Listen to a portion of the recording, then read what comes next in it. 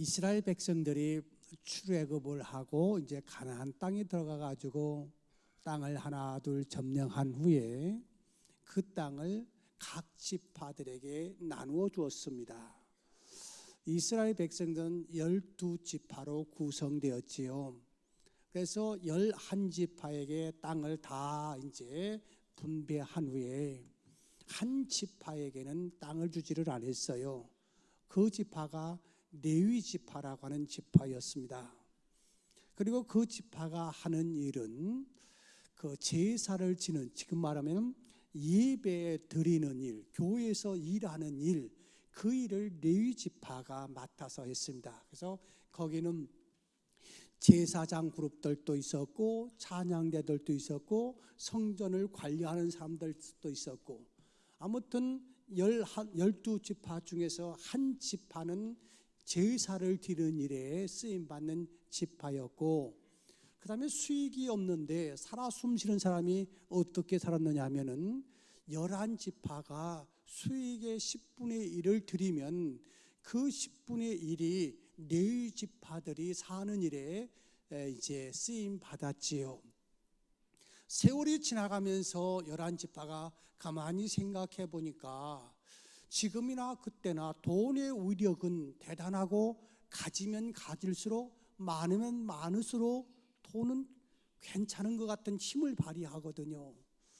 그러니까 아니 우리가 죽도록 이렇게 일해가지고 저 레위인들을 왜 내가 그런 생각도 있지만은 하여튼간에 점점 11조를 드리는 사람들이 줄다 보니까 레위인들이 어떻게 되느냐 하면은 이제 11조가 각 다른 지파에서 11조가 들어와야 이 레위 지파가 사는데, 이제 생활고에 시달리다 보니까 이 레위 지파가 뭐 제사장들은 제사 지내는 걸 놓고 저 일터에 가서 일하면서 또 찬양대도 마찬가지고, 그러다 보니까 뭐가 안 되느냐면 하나님 앞에 예배 드리는 진미하는 제사장도 부족하고 예배를 드릴 수 있는 그런 여러 가지 환경이 열악해지기 시작합니다.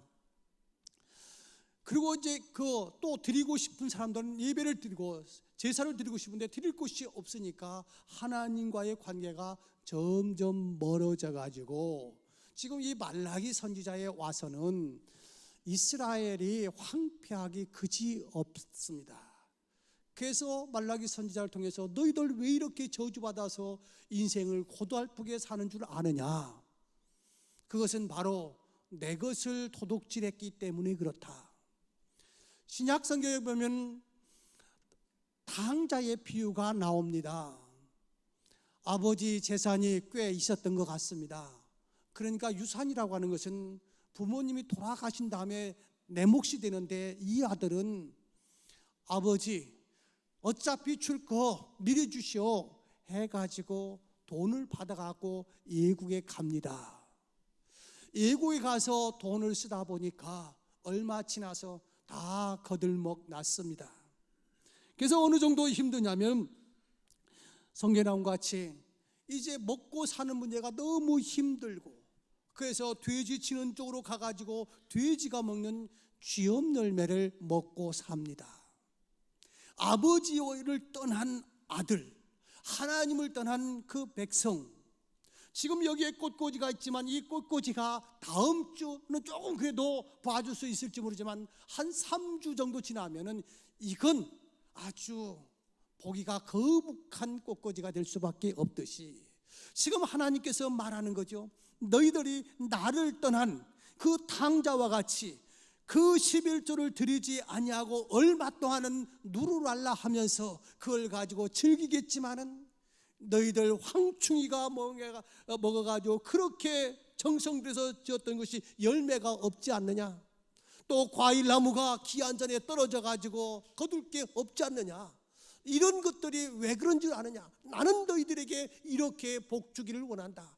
하늘 곳간을 열고 채워주기를 원하는데, 특별히 오늘 12절 말씀을 함께 읽도록 하겠습니다. 12절, 그 잔이 차고 넘쳐서 이렇게까지 되기를 원한다는 거죠. 12절 같이 읽나 시작.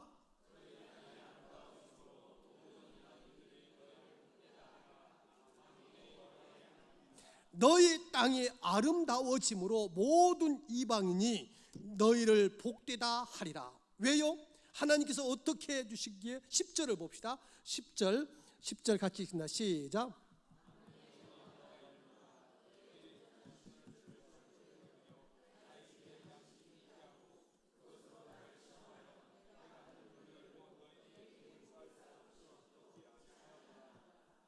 아멘. 자, 하나님께서 말씀하시기를, 자, 너희들 지금 이렇게 기한전에 열매가 떨어지고 황충이가 먹어가지고 정말로 힘들게 사는데 내게로 돌아오라. 당자가 아버지 곁을 떠나면은 거기에서 기쁨이 영원할 줄 알았는데 쥐없는 열매 먹고 살지 않으면 견딜 수가 없었지만은 아버지 앞에 와가지고 나는 아들이라 이제 부르지 마시고 종이라고 부르라고 그러면서 왔지만은 그 아버지는 거리가 먼에도 불구하고 그 아들을 껴안고 잔치를 벌이면서 너는 죽었던 아들이 내게로 왔다고 기뻐하듯이 다시 내게로 돌아오라고, 내가 너희를 복주시겠다고. 성경에, 신약 성경에 보면 물질의 관계에 대해서 이렇게 이야기합니다. 하나님께서 맡겨준 물질을 잘 관리하는 종을 향해서 착하고 충성된 종이라고 칭찬하셨고, 맡겨준 물질을 잘 관리하지 못하는 사람을 악하고 게으른 종이라고 책망했지요.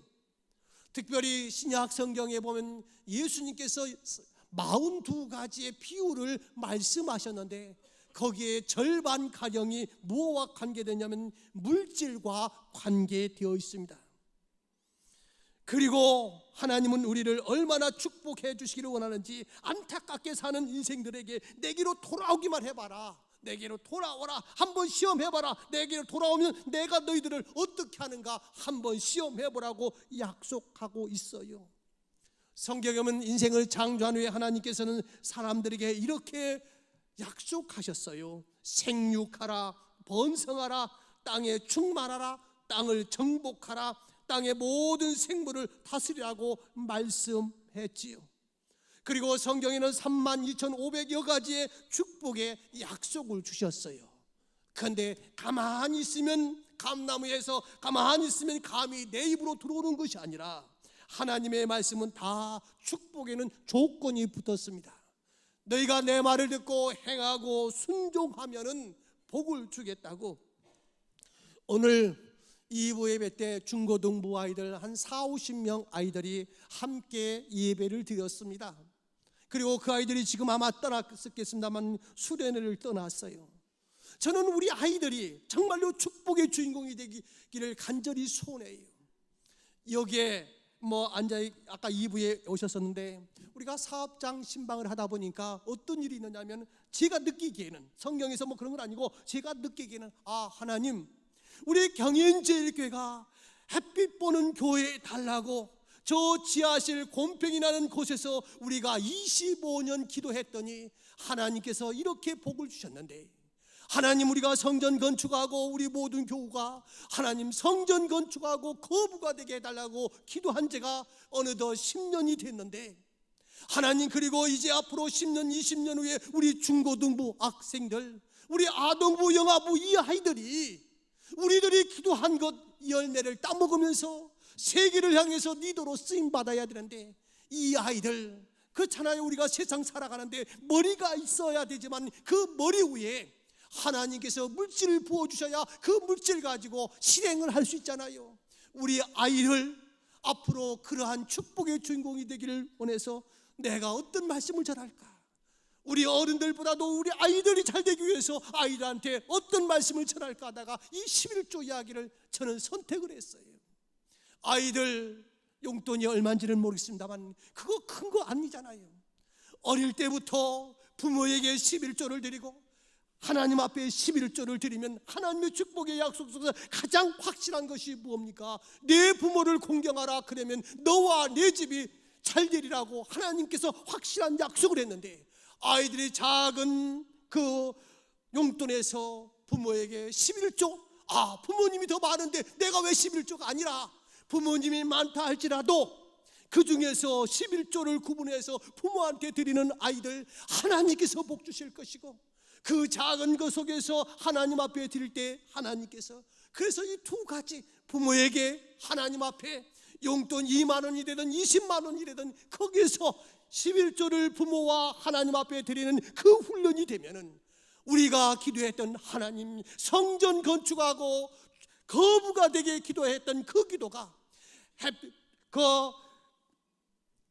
햇빛 보는 교회 되게 해달라고 기도했던 기도가 한 5, 6년 지난 후에 열매를 맺듯이 우리가 기도했던 것이 반드시 열매를 맺을 것 같은 믿음이 있더라고요.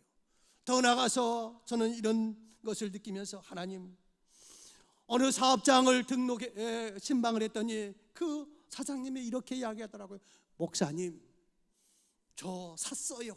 뭐 샀어요? 이 땅 샀어요. 지가 몇 평인지는 모르겠습니다만은 수백 평의 땅을 사셨더라고요. 다들 지금 힘들고 어렵다고 하는데, 더 이상 일을 저질러서는 안 된다고 하는데, 하나님께서는 길을 열어주셔서 그러한 것을 보면서, 하나님 감사합니다. 우리 모든 경인제일교회 교인들 성전 건축하고 거부가 되는 축복의 주인공들이 되게 해달라고 기도하면서 이 말씀을 준비해 왔습니다. 성경은 이렇게 말합니다. 11조를 드릴 때 어떤 마음이 있어야 되냐면, 첫 번째는 믿음이 있어야 된다는 겁니다. 믿음이라고 하는 것은 무엇입니까? 우선순위에서 뭐가 우선이냐는 겁니다. 하나님께서 아브라함은 멜기세덱이라는 제사장의 온전한 11조를 드림으로 아브라함에게 큰 물질의 축복을 주었고, 야곱은 루스 광야에서 꿈에 하나님을 만나고 그때부터 11조를 드릴 것을 하나님께 서운하고 열심히 실행함으로 큰 축복의 사람이 되었던 것을 우리는 역사가 증명하고 있는 걸 알지 않습니까? 믿음이란 무엇입니까? 하나님을 가장 우선 두는 건데, 하나님을 가장 앞세우기에 가장 큰 장애물이 뭐냐면 물질이에요. 물질이 얼마나 힘이 있는데요. 물질 가지고 내 손에 있으면 얼마나 좋은데요. 내 손을 떠난 순간 나는 얼마나 약해질 수밖에 없는데요. 이스라엘 백성이나 오늘 우리가 살아가는 우리들이나 믿음이 없이는 이걸 드릴 수가 없어요. 어떤 믿음이요? 하나님이 제일 먼저라고는 우선순위뿐만 아니라 하나님의 축복, 하늘 곳간을 여시고 채워주시겠다고는 하나님, 더 나가서 이방인들조차도 너는 예수 믿어서 복받은 사람이라고 인정할 정도로 하나님께서 약속하신 그 말씀을 믿지 못하면 돈이 얼마나 좋은데요, 돈이 얼마나 쓸 데가 많은데요, 드릴 수가 없어요. 믿음이 없이는 드릴 수가 없습니다. 더 나아가서 온전한 11조를 드린 것은 나를 부인하고 나의 십자가를 지고 주님을 따르는 신앙의 고백이 없이는 할 수가 없습니다. 그러므로 11조를 드린 사람은 믿음의 확신의 축복을 얻게 되는 것이죠. 11조를 하지 않고 내 생각대로, 내 마음대로, 내 수단과 방법대로 살아가다 보면 때때로 내 명예나 건강과 가정의 큰 위기를 당할 때가 있습니다. 11조는 믿음으로 드릴 때 우리에게 주시는 축복의 열쇠라고 이야기하고 있습니다. 두 번째는 11조를 드린 마음은 감사하는 마음이 있어야 합니다. 감사할 줄 아는 사람에게 축복의 기적이 일어납니다. 감사할 줄 모르는 사람은 기적이 무엇인지, 축복이 무엇인지를 모릅니다. 하나님께 대한 감사의 표현으로서 가장 중요한 방법이 온전한 11조를 드리는 겁니다. 나의 생명과 건강, 가족, 자녀들, 그리고 기업과 온갖 좋은 것들 모두가 하나님께서 우리에게 주신 은혜입니다. 우리는 이것에 대한 감사함으로 보답할 줄 알아야 합니다. 대인 관계에 있어도 보답할 줄 모르고 감사할 줄 모르는 사람은 의리 없는 사람이요, 낙인이 찍힌 사람 아니겠습니까? 하나님께서 분명하게 약속해 주십니다. 너희가 너희 하나님 나 여호와의 말을 들어 순종하고 내가 보기에 의를 행하며 내 계명에 귀를 기울이며 내 모든 규례를 지키면 내가 애굽 사람들에게 내린 모든 재앙 중 하나도 너에게 내리지 아니하리니 나는 너희를 치료하는 여호와라고 이야기하고 있습니다. 그래요, 요새 제일 많은 관심이 환경 아닙니까? 특별히 미세먼지. 며칠 전에 어떤 신문을 보니까 그 해악이 대단하더라고요. 많은 병의 원인을 가져다 주는 게 미세먼지더라고요. 어제도 어떤 일 때문에 지방을 좀 다녀왔는데, 저 강원도 쪽인데 과거 같으면은 가면서 창문을 열면서 이 시원한 공기 마음껏 마시고 가자고 창문을 활짝 열고 갈 텐데, 미세먼지 때문에 창문을 열고 갈 수가 없더라고요. 공기라고 다 좋은 공기가 아니잖아요. 시원한 공기, 하나님께서 주신 이 공기, 그런데 인간들이 이 공기를 아주 숨도 제대로 쉴 수 없도록 만들어 놓은 거 아닙니까? 우리에게 주신 물질, 축복이요 은혜입니다. 그런데 이 공기 속에 미세먼지가 끼어들면은 이 공기는 축복의 공기가 아니라 멀리할 수밖에 없는 공기가 될 수밖에 없는 거 아닙니까? 오늘 하나님은 이렇게 말합니다. 너희가 열심히 땀 흘리는 거 필요하지만 황충이가 와서 한번 긁어먹으면 끝장이야. 너희들이 농약 치고 무하지만 기한절에 열매가 떨어지면 끝장이야. 그것을 지켜주는 것이 누구냐면 나 여호와라고, 내게로 돌아와야 그 축복의 소유가 될 수 있다라고 이야기하고 있습니다. 그러므로 믿는 사람들은 하나님 앞에 물질을 드릴 때 즐거운 마음으로 드리라고 이야기하고 있지요. 고린도후서 9장 7절에 보면 각각 그 마음에 청한 대로 할 것이요 인색함으로나 억지로 하지 말지니 하나님은 즐겨내는 자를 사랑하시느니라. 11조는 내 것이 아니라 하나님의 것이라고 말씀합니다. 그러므로 11조를 드리지 않는 것은 하나님의 것을 도둑질하는 것이라고 말씀하셨습니다. 내 것을 억지로 기부하는 것이 아니라 적극적인 바른 신앙을 가질 때 하나님의 것을 마땅히 하나님 앞에 돌려드리는 기쁨을 체험하게 된다는 것이지요. 온전한 11조를 드릴 줄 모르는 사람은 하나님 앞에 인색한 마음을 가집니다. 억지로 드리는 것은 하나님이 즐겨받지 않습니다. 제가 2부 예배를 끝났더니 어떤 사람이 이렇게 묻더라고요.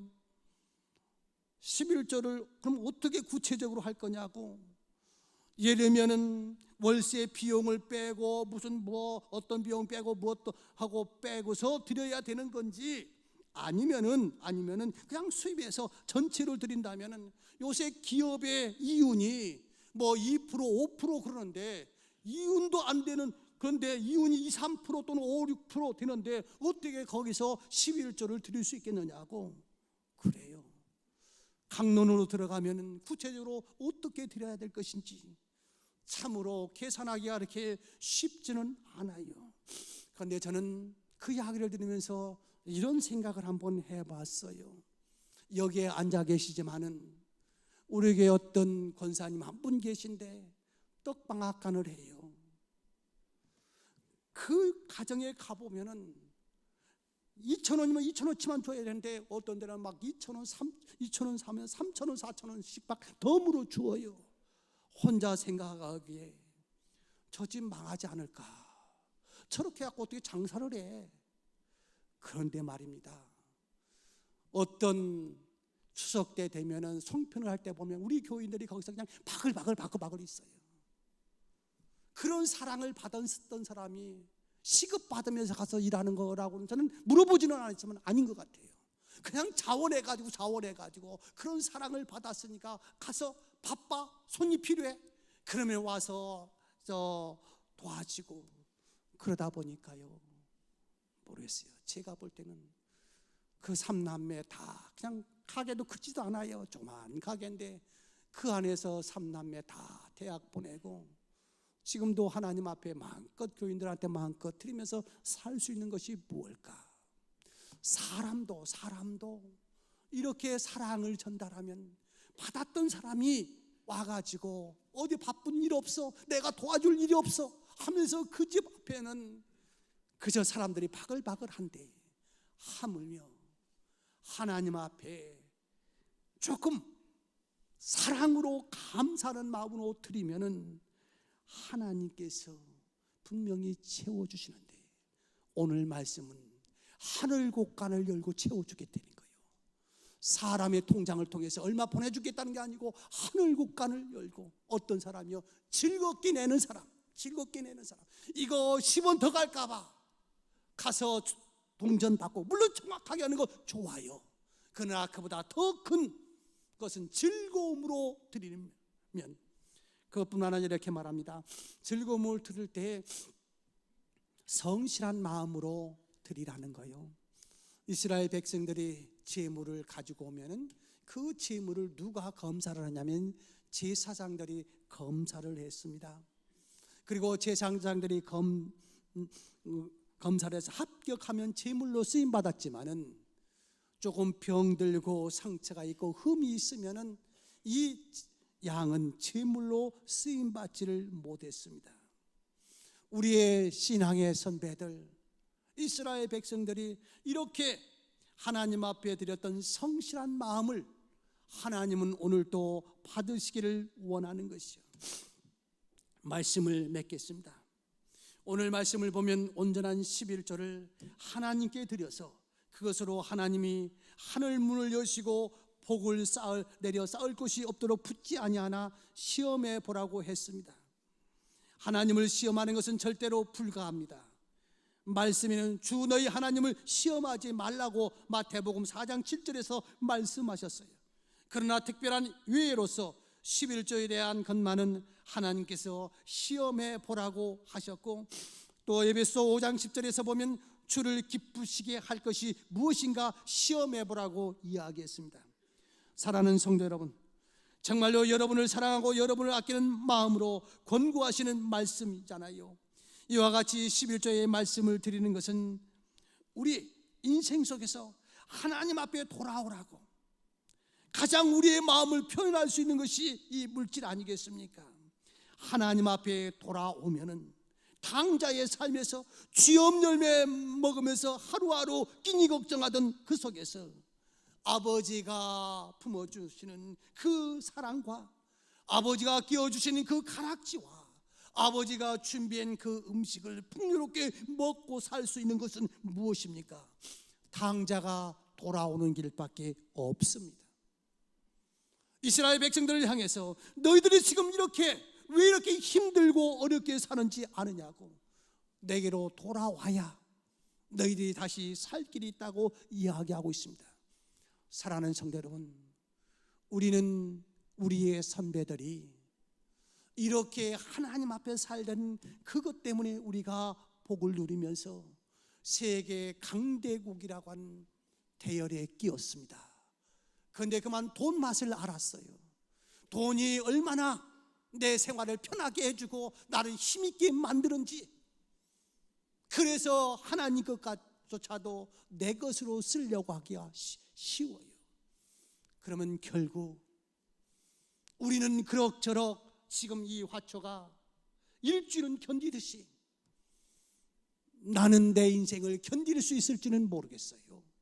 그런데 우리의 후배들, 우리의 자식 세대, 우리가 씨앗을 뿌려놓지 않으면 거둘 곡식이 없어요.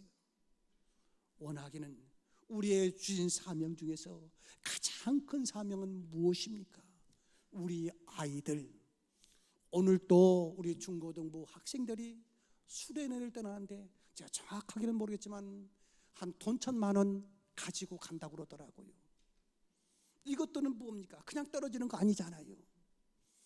여러분들이 이렇게 주님 중심으로 드려졌던 이 예물이 다음 세대들을 위해서 쓰임받고, 또 우리 아이 뭡니까? 오늘 또 영화부에 갔더니 목사님 그러더라고요. 뭐요? 그랬더니 이 송도에 송도맘이라고 하는 카페가 있다며요. 거기에 누군가가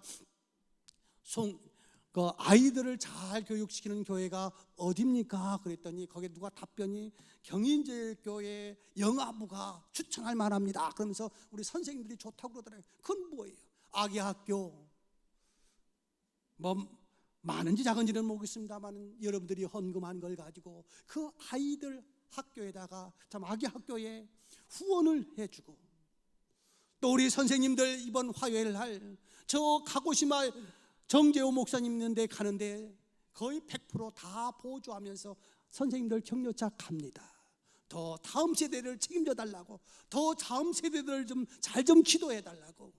이러한 모든 부분들이 이제 이스라엘 백성들이 그 11조를 하지 않으면 다 힘들어가 한두 번은 할 수 있지만은 다 떠나게 되면 주일학교 선생님이 없고 또 더 나가서 예배 못 드리고, 그러면 결국은 이스라엘 백성들이 힘들었던 모습이 우리에게도 올 수 있잖아요.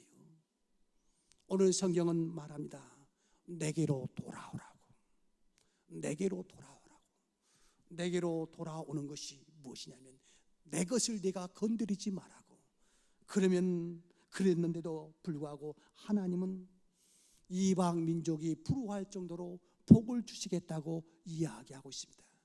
우리 모두 성전 건축하고 거부가 되는 축복이 여러분의 사업장 위에서, 여러분 자녀를 통해서, 여러분들의 후대를 통해서, 아니 우리 세대 모두가 축복의 주인공으로 마음껏 하나님과 예수를 위해서 쓸 수 있는 여력이 있는 축복들이 있기를 주의 이름으로 축원합니다. 기도하겠습니다. 하나님 아버지, 우리는 물질 앞에서 생각이 많습니다. 그러기에 하나님의 것조차도 정말로 손을 내밀기가 쉽지 않은 것이 오늘의 현실인 것을 믿습니다. 주님, 우선 순서가 하나님의 것은 절대로 건드리지 않겠다고 하는 결단이 우리 성도들에게 이루어짐으로 말미암아 이스라엘 백성 레위 족속들이 마음껏 제사를 쓰임받는 일에 걱정하지 않고 갈 수 있도록 우리 교인 11조만 가지고도 다음 세대들을 선교하는 일에, 지역사회에 교육하는 일에 쓰고도 넘치는 축복이 우리 교인들의 믿음의 성장을 통해서 이루어져 나가게 하여 주옵시고, 성전 건축하고 거부가 되는 축복을 통해서 11조가 점점 더 많아지는 역사가 우리 눈에 현실 앞에 나타날 수 있는 그날이 올 수 있도록 우리를 지켜주시고 보호하여 주옵소서. 예수님의 이름으로 기도드리옵나이다. 아멘.